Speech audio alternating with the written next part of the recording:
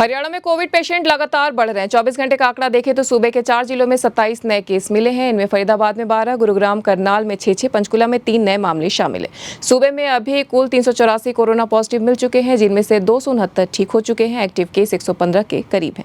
प्रदेश के 16 जिले ऐसे चिन्हित किए गए हैं जहाँ कोविड पेशेंट मिल चुके हैं। कोविड के इन हालातों को देखते हुए सरकार की ओर से बंदिशें बढ़ा दी गई हैं। यह बंदिशें महामारी रोग अधिनियम 1897 की धारा 2, 1, 3 और 4 के तहत मिली शक्तियों का प्रयोग करते हुए गवर्नर बंडारू दत्तात्रेय ने अगले साल तक बढ़ाई है। स्वास्थ्य विभाग के अतिरिक्त सचिव सुधीर राजपाल ने इस संबंध में ऑर्डर जारी किए। इन आदेशों में कहा गया है कि महामारी के दौरान सार्वजनिक स्वास्थ्य की रक्षा करने, बीमारी के प्रसार रोकने और संक्रमित व्यक्तियों का प्रभावी ढंग से इलाज सुनिश्चित करने के लिए कदम उठाया गया है।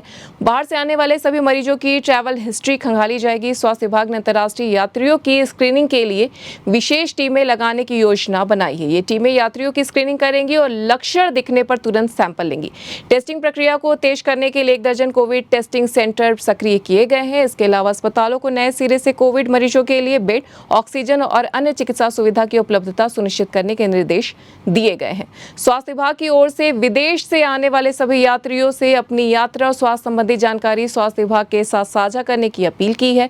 पॉजिटिव पाए जाने वाले यात्रियों को तुरंत आइसोलेशन में भेजा जाएगा और उनके संपर्क में आए लोगों की ट्रेसिंग और टेस्टिंग की जाएगी। नागरिकों से मास्क पहनने, सामाजिक दूरी बनाए रखने और कोविड प्रोटोकॉल की सख्ती से पालन करने की अपील की गई है। प्रभावित जिलों में कोविड की स्थिति पर नजर रखने के लिए एक विशेष टास्क फोर्स का गठन किया गया है, जो दैनिक आधार पर डेटा का विश्लेषण कर रही है। साथ ही शैक्षणिक संस्थाओं, एमएनसी कंपनियों, ऑफिस, मॉल और दूसरे सार्वजनिक स्थानों पर कोविड प्रोटोकॉल लागू करने के लिए जागरूकता अभियान शुरू किया गया है। एनवन लाइव की खास खबर।